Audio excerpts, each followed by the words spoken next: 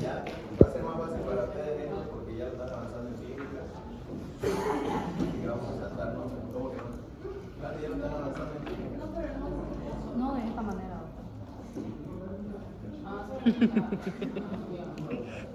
Pero sí, doctor. Sí, doctor. Ya vamos a hablar un poco de adictiva. Por favor. Sigo repitiendo, si no quieren entender, no hay problema. Ya. Vamos viendo un poquito de hemorragia adictiva alta. De preferencia, porque trabajan mucho y esto. Vamos a hablar solo de hemorragia adictiva alta. Ya hay un poquito de disentería. Lo que van a ver en su práctica del día a día. Hemorragia adictiva alta, doctores, nada más que la presencia de eliminación de sangre o restos sanguíneos por vía digestiva alta. ¿A partir de dónde es alta? ¿Dónde va? Ángulo de 3 y segunda porción del duodeno. ¿Ya?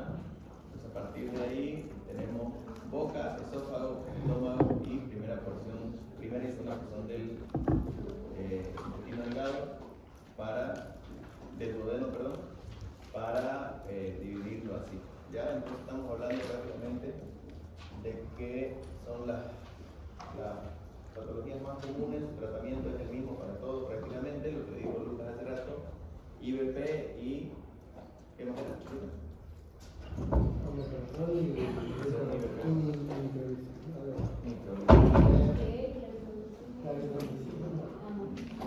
Vamos a ir viendo para que se vea ya, pero normalmente tienen que entender qué hace el inhibidor de la bomba de protones, qué hace la ranitidina, como decía su compañera hace rato, qué hacen los antiácidos. ¿Se acuerdan de eso? ¿Antiácido? ¿Se acuerdan más o menos de eso para que lo maticen un poquito? Es que matice un poquito.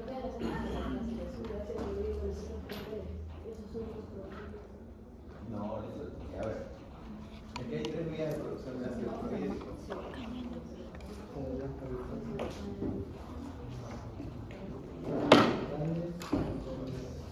Célula parietal. En sí hay 5 vías ya, doctores. Pero son 3. Gastrina,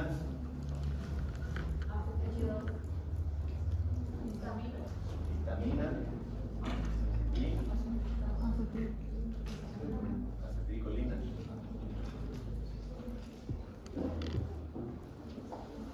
Ya. Entonces todos hay estas 3 vías, sí son 5, porque vienen las prostaglandinas. Entonces todas estas vías, cualquier estímulo que venga hacia la célula parietal, ya sea a través de acetilcolina, de vitamina o de gastrina, va a aumentar la secreción de ácido clorhídrico. Aquí en la célula parietal, en el lumen, hay una bomba que se llama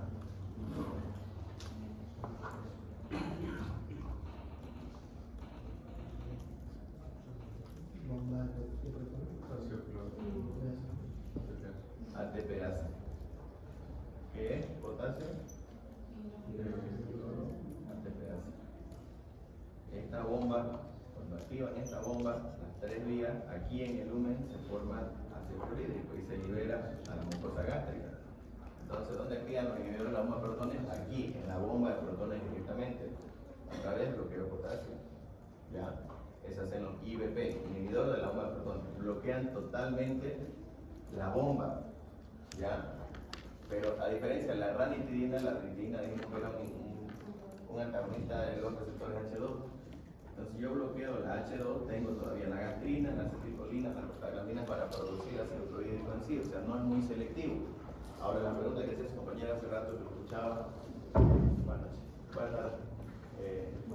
¿por qué ya no se usa la ranitidina? Sí se usa la ranitidina. ¿Por qué? Porque la mayoría de los inhibidores de la bomba de protones lo que hacen, más allá de disminuir el pH gástrico, su eliminación hepática. Entonces, en todo paciente con alguna alteración hepática se usa ranitidina y no se usa inhibidor de la bomba de protones. ¿Ya? Para eso. Todas las patologías hepáticas, de preferencia se usa algo que no se metabolice en el hígado. En ese caso usamos ranitidina. ¿Ya? Pero el inhibidor de la bomba de protones es bloquean directamente la conversión de la bomba potasio cloro ATPase y disminuye así el pH gástrico. ¿Qué hacen los antiácidos? Una vez producido el ácido gástrico, ya por cualquier estímulo, los antiácidos bloquean la acidez ya producido, ¿no? Alcalinizan la acidez. ¿Y qué antiácido? No. ¿Qué fue, Flores? López. Pero, doctor, la Argentina no se logró que es cancerígena. Sí. Ya no se usa. Ya no se usa. Yo respondo la pregunta que hacía Moas. Stephanie.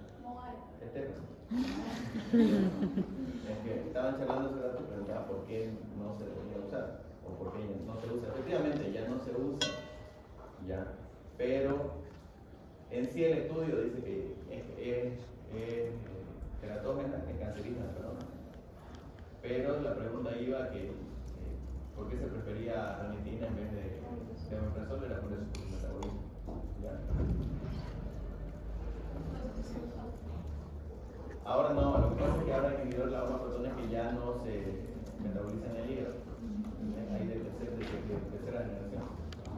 Cada vez hay medicamentos más. Cetabuprán, digamos, perdón, es vonoprazán.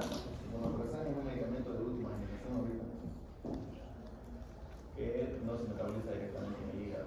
Ya, hay muchos medicamentos en el hígado, pero la pregunta era esa. Se usa inhibidor de la protones, los antiácidos lo que bloquean es el ácido clorhídrico producido en sí, y esos son los hidroxapamina y hidroxapamina. Y hay un medicamento que se usaba en sí, doctores. Hay un medicamento que es mal usado, que se usaba en principio para la úlcera gástrica producida ya, que se llama Cytotec. Ustedes lo conocen como, es misoprostol, perdón, ustedes lo conocen como Cytotec. El mecanismo de acción era inhibir la secreción gástrica, pero su efecto secundario es que también producía, claro, produce aborto, pero a través de la secreción de prostaglandinas. Entonces la prostaglandina también es una vía alternativa de producción de ácido gástrico. Entonces se inventó en principio como un medicamento para disminuir el pH gástrico, con efecto secundario de estimular la contracción uterina, que actualmente se usa como abortivo, ¿no? Y el único tratamiento para todas estas patologías es inhibidor de ambos protones y procinéticos o antieméticos, porque la sangre es irritativa en cualquier parte del cuerpo, causa irritación, aumenta el irritasmo y aumenta el sangrado, por ende, ¿ya? Entonces, los antieméticos mucho dependen de su mecanismo de acción, ¿ya? Algunos bloquean los receptores de serotonina, otros de dopamina, otros de acetilcolina, algunos son opioides, entonces mucho depende de eso, ¿ya? Entonces, hemorragia digestiva alta, vamos a hablar de ciertas patologías que son las más clásicas, las más comunes. Una que es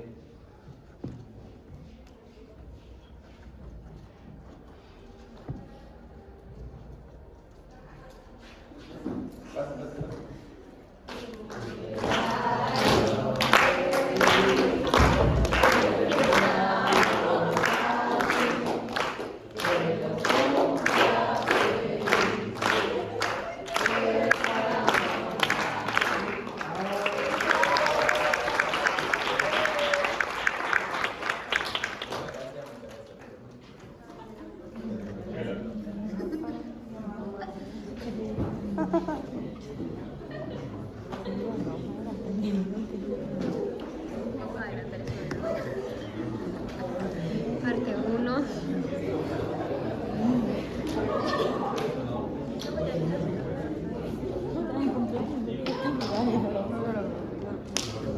ya, vamos. Entonces, para hablar de hemorragia digestiva alta, vamos a dividirlo en ciertas patologías específicas. Vamos a hablar de gastritis o esofagitis o rinitis, es lo mismo, es el mismo tratamiento, entonces solo vamos a tratar de gastritis, ¿ya? Vamos a hablar de Maillard West. Maillard West es un desgarro de la fosa gástrica producida por aumento de la presión intraesofágica, muy común en alcohólicos y en bulímicos. Todos los borrachos que vomitan, aumento de la presión del esófago, causa un desgarro de la fosa, ¿ya? Y las personas bulímicas, la bulimia es un trastorno psiquiátrico, trastorno de la percepción en sí, donde a pesar de que el paciente se provoca vómito, ¿ya? Acá Al aumentar esa presión puede generar la mucosa. Vamos a hablar un poquito de gastritis. Las gastritis son un montón de causas, no importa la causa, sino el tratamiento en sí.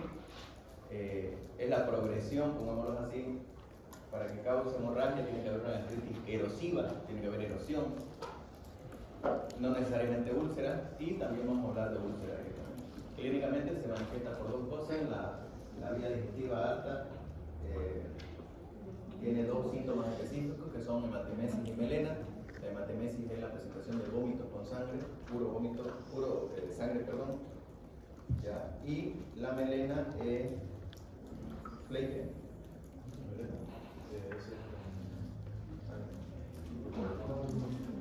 La presencia de sangre en eso no se da mucho. Con aspecto negruzco y olor frígido. Entonces, doctores, la melena es la presentación de heces de color negruzco, alquitranado, fétidas, ¿por qué? Porque vienen digeridas de vía digestiva. ¿Ya? Nada más, entonces vamos insertando todo eso, hematemesis, melena y de vía digestiva baja, hematopesia y hemorragia. Vamos a saltarnos todas estas cosas, ¿ya? Porque son netamente presentación clínica. Quiero avanzar unos 3-4 temas ahora. ¿Ya? Siempre tiene que ir de la mano de un examen laboratorial. No se olviden que todos los pacientes que tengan patología hepática, patología renal, patología hematológica, cualquier patología, uso de fármacos tiene predisposición de causar hemorragia digestiva. Muy común en jóvenes, la gastritis erosiva por estrés, por cortisol elevado y por uso de fármacos. Más allá de lo que en los varones es más común por el tema del alcohol y actualmente por el tema del uso de coca, de hoja de coca producida con ciertos saborizantes, ¿no? Que causan irritación de la mucosa gástrica. Entonces, independientemente de eso, hemograma, creatinina, pruebas de coagulación, pacientes con anticoagulados, pacientes que tengan trastornos de coagulación tienen tendencia a presentar sangrado más frecuente. Creatinina, electrolitos, grupo sanguíneo, todas esas cosas son extras, ¿ya? Aquí lo mismo, vamos a pasar todo eso. Ante todo sangrado de vía digestiva alta tienen que hacerle un ABC de la vida, como así, ¿ya? Valorar siempre estado hemodinámico, respiración y estado temporológico, ¿ya? No es lo mismo que venga Lucas refiriendo en melena que venga Lucas con melena con hematemesis activa, por ejemplo. Entonces, si viene con hematemesis activa, protejan la vía aérea siempre, ¿ya? La clasificación del shock, lo vamos a tener por encima. Entonces, el manejo es básico, doctores. Todo paciente que venga sangrando o con antecedentes de sangrado, principio NPO, no le den nada por la boca. ¿Por qué? Porque van a estimular el peristaltismo. Al estimular el peristaltismo, aumentan el sangrado, no se da nada vía oral, ¿ya? Entonces, lo primero, el uso de terapia médica con los pilares de control del sangrado, así como resolver las diversas etiologías. Se usa inhibidor de gamma-protones, procinéticos, vasoconstrictores esplánicos, antibióticos y beta-bloqueantes. Es lo mismo que vimos el otro día, solo que vamos a verlo un poquito más dividido. Prokinéticos, ¿qué son los prokinéticos? Los vemos. ¿Qué hacen los prokinéticos?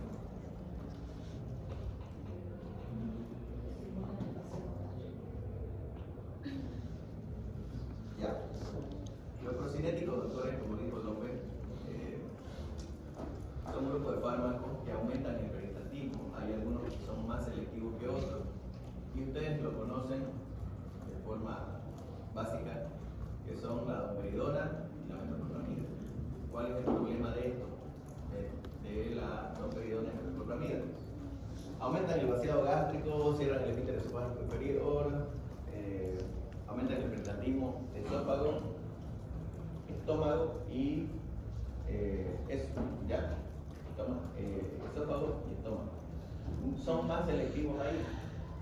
¿Cuál es el problema, doctor, con esos medicamentos? Que la metoclopramida causa algo que se llama síndrome piramidal y causa un parkinsonismo en muchos casos.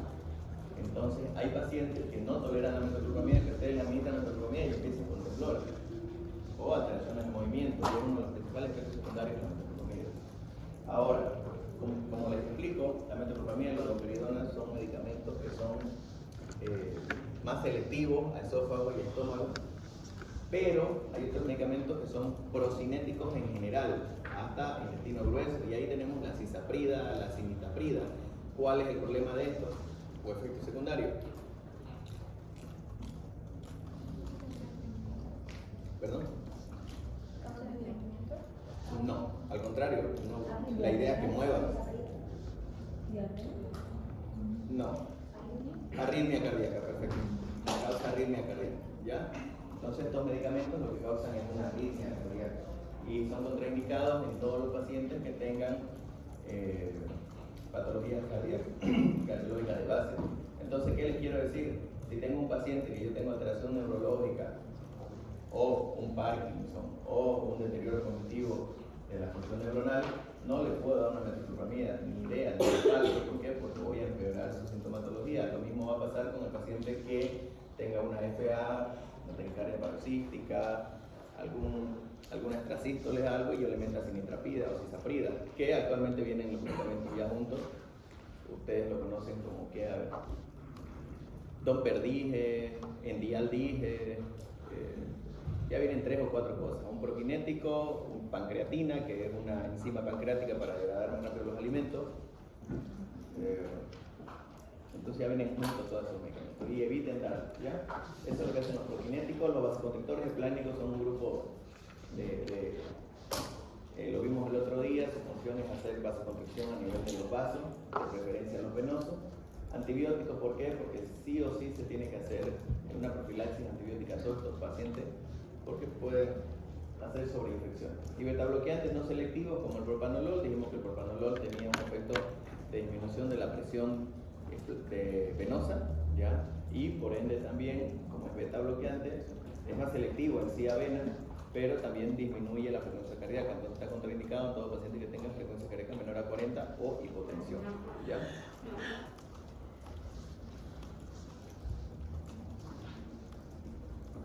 Bueno, si no han olido melena hasta ahora como médico, les recomiendo que lo hagan. Es feo, pero nunca más se van a olvidar. Es un olor inolvidable, horrible, es muy feo, huele feo, entonces uno solo de olerlo sabe que es melena. ¿Ya? Esto lo vamos a estar. Ya. Y están llevando. Vamos a repetir lo mismo que vimos el otro día. Una de las principales causas actualmente de hemorragia digestiva alta son las varices esofágicas. Las varices esofágicas son producidas por hipertensión portal.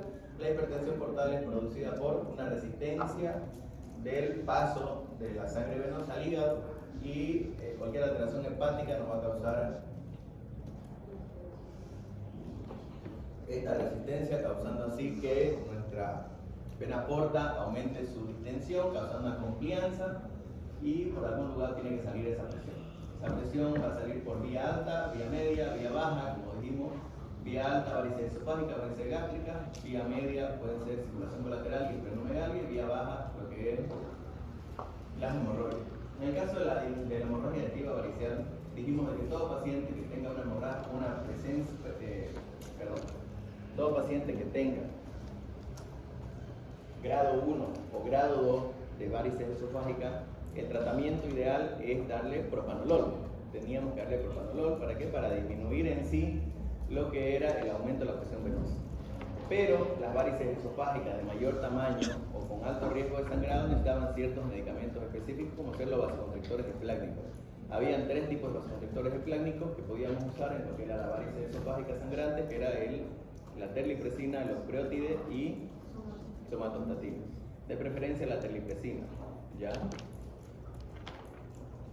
Hay 5 grados de lo que es las varices esofágicas. El grado 1 son apenas protruyen, el grado 2 ya protruyen con mayor, varices que claramente protruyen sobre la mucosa del esófago. El grado 3 protruyen marcadamente en la luz del esófago con un diámetro mayor a 5 milímetros.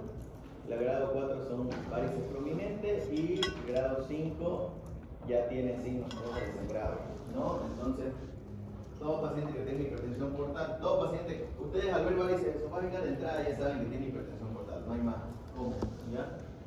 Entonces dijimos que el medicamento para todo paciente que no esté sangrando, doctores, es propanolol. A todo el que no esté sangrando, propanolol. Si está sangrando, doctores, lo mismo que hicimos en pacientes con cirrosis. Si está sangrando, se suspende toda la medicación vía oral, valoramos lo que es la reanimación inicial como componente, tenemos que tener una hemoglobina entre 7 y 9, normalmente en una varices esofágica. Decimos por qué, porque no podemos aumentar mucho la presión venosa. Al aumentar más la presión venosa, vamos a extender más esa varice y lo vamos a hacer sangrar más. Entonces tenemos que tener ciertos parámetros. Ahora, lo ideal siempre es iniciarle vasoconstrictores esplánicos, dijimos los 3 que ya los nombré anteriormente, y la terapia definitiva tiene que ser una terapia endoscópica con una videoendoscopía con banda elástica. También les dije que se podría usar una obstrucción mecánica intrínseca.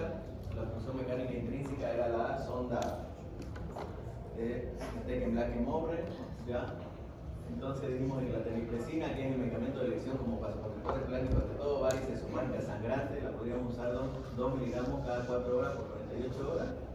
Y ante todo paciente que tenga antecedentes de sangrado, sí o sí iniciarle un antibiótico profiláctico. Ya en este caso puede ser Resona o trimetoprim sulfa. Esa era la sonda Steckenblack-Mobre, tiene dos puertos, uno que cierra en el esófago, en el estómago, perdón, y el balón esofágico, que es el que comprime directamente la varice interna. La no varicial, doctores, esa es la varicial que ya vemos el otro día, por eso lo salto. La no varicial, doctores, es el Major West. El Major West no es nada más que el desgarro de la mucosa, ya les dije, producido por aumento de la presión. Hay un aumento de la presión en lo que es el esófago. Entonces su mucosa del esófago es muy pequeña, a pesar de que tenga cierto nivel de presión, cuando lo estimulamos demasiado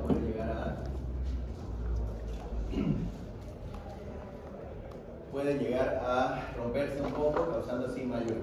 Muy común, doctores, en pacientes que esta lesión es la presencia de laceración de los longitudinales superficiales de la mucosa en la parte superior del esófago. ¿Ya? Resumamos todo esto, es por presencia de aumento de presión esofágica, ya muy común en pacientes con bulimia o pacientes alcohólicos. ¿Qué se le da al Major West, doctores? Al Major West se tiene que evitar que haya un reflujo esofágico, nada más, y se le tiene que dar antiemético. Si el problema es genético, antiemético. Se tiene que tratar la patología de base. ¿Por qué? Porque es solo digámoslo así en términos coloquiales, una rasgadura, un araño de la piel, de la mucosa del esófago. Lo que tenés que hacer es que esa mucosa descanse, que esa mucosa no se irrite más. Entonces, si es que... Sí, importante explicar, pero sí se le da. ¿Ya? De todas maneras, es el desgarro esofágico que no penetra la pared del esófago, etiología vómito, trastornos por consumo de alcohol y las convulsiones. El paciente viene normalmente por hematemesis o melena. El diagnóstico es endoscópico, obviamente el antecedente previo del, ya sea de la bulimia, la confusión o del consumo de alcohol. Y el tratamiento normalmente no se hace nada, ¿ya? Se tiene que evitar que haya más lesión de ese esófago. Se tiene que dar medicamentos procinéticos para evitar en caso de que fuera anticonvulsivos en el caso de que fuera convulsión. Se tiene que evitar el alcohol en caso del alcohol y tratamiento vía oral en el caso del trastorno de la bulimia. Se da, como dice abajo, solo se trata la causa desencadenante. Se puede dar medicamentos para mejorar más rápido la cicatrización, ¿sí? Y normalmente usamos lo que es inhibidor de ambos protones. ¿Por qué? Porque hay un cierto reflujo fisiológico en estos tipos de pacientes que no controlan bien el esfínter esofágico inferior. Hay un reflujo gástrico que va y, pongámoslo así, si tenés laceración y viene el reflujo gástrico, que es ácido en sí, aumenta el grado de lesión. Ya por eso se da inhibidor de ambos protones. Y se da el procinético, ¿por qué? Porque querés evitar que ese esfínter esofágico inferior se abra otra vez. Entonces el tratamiento es las dos cosas. que no haya reflujo gástrico y que ese esófago se cierre. Entonces, ese es el tratamiento. La gastritis erosiva, doctores, la gastritis erosiva no es nada más que la progresión de la irritación de la mucosa gástrica. Todos tenemos gastritis, lo hemos tenido en algún momento, pero ante la lesión crónica que tienen estos pacientes, normalmente hay muchos de ustedes que hacen en el internado, hacen gastritis erosiva, el dolor típico de la gastritis, pero más atenuado. ¿Por qué? Por aumento de cortisol, ¿ya? Estrés. Ya menos estrés, depresión y bueno, muy común en los jóvenes por el alcohol también.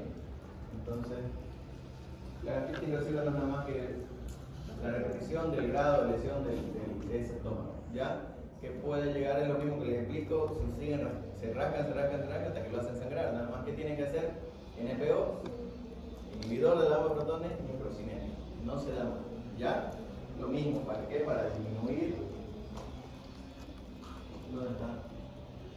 Bueno, hay un montón de cosas, pues, ¿no? Estrés, malos hábitos de alimentación, sustancias tóxicas, cigarrillo, alcohol, medicamentos. Un medicamento muy clásico que causa gastritis. Los AINES, doctores, los AINES es muy común que causen gastritis. ¿Ya? Entonces, lo mismo, doctores, independientemente de cuál sea la causa, inhibidor de alfa protones y procinético, no se da mal, ¿ya? Lo que tenés que disminuir es la progresión de la enfermedad. La úlcera péptica, doctores, la úlcera péptica puede ser gástrica duodenal. Un 90% de la úlcera duodenal es producida por HP. ¿Qué es HP? Helicobacter pylori, ¿ya?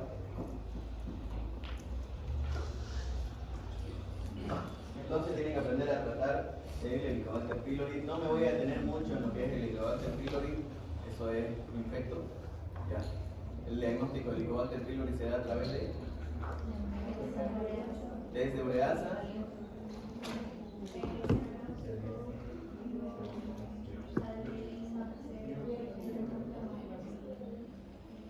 es más invasivo, pero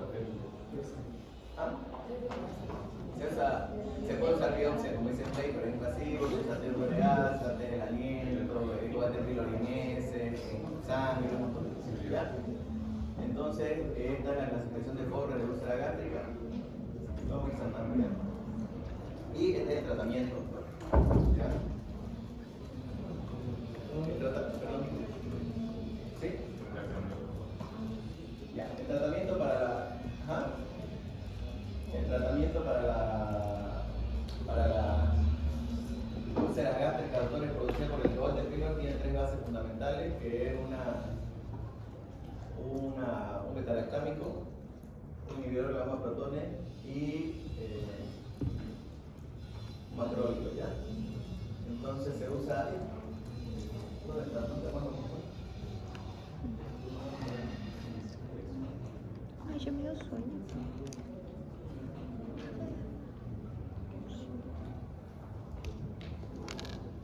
Ya, aquí. Ya. Entonces, vamos. El tratamiento para el inhibidor de gamma protones es amoxicilina, claritromicina y omeprazol. Por 14 días, se usa cada 12 horas. Y en caso de alergia a la penicilina, como que sean alérgicos a la amoxicilina, se puede usar metronidazol. ¿Ya? Eso acuérdense, nada más. Se usa de 7 a 14 días, siempre acompañado de un inhibidor de gamma protones.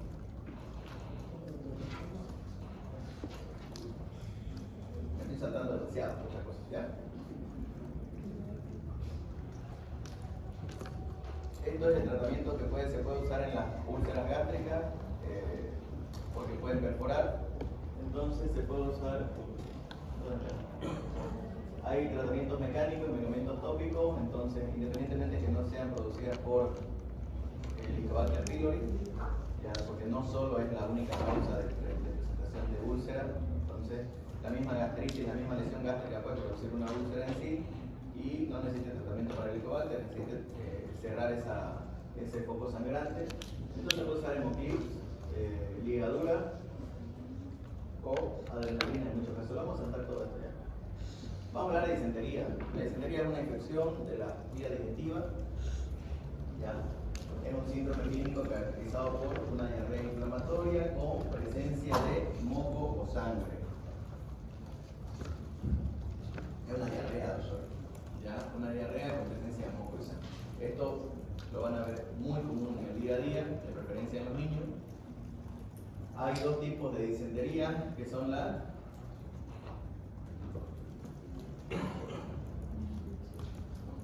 amebiana y bacilar. La amebiana producida por las amoebas normalmente, ameba, y la bacilar producida por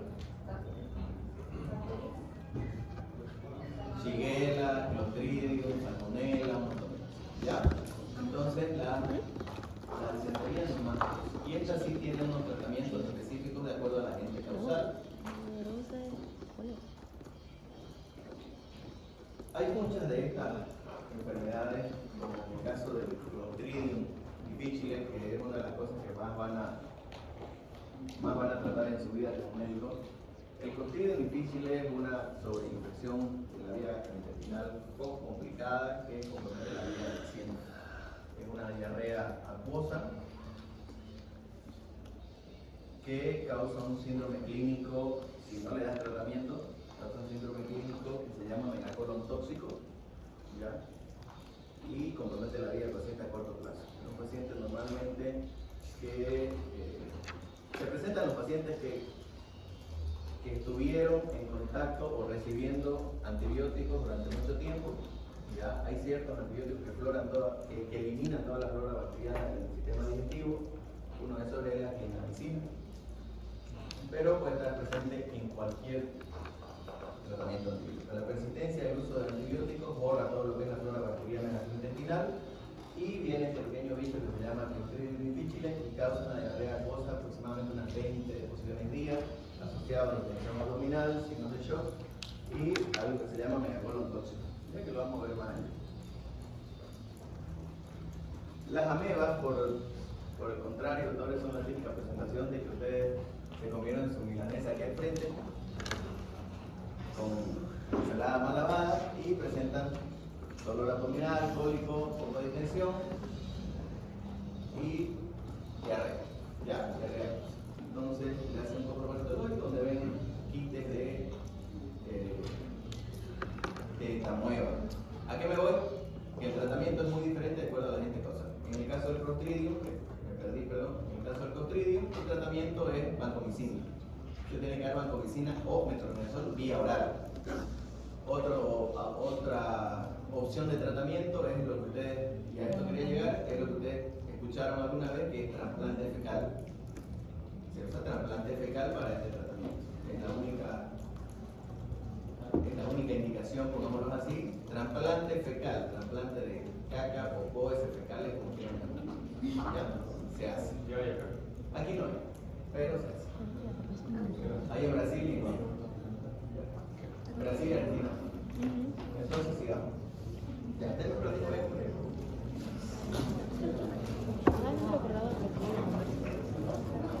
Dios,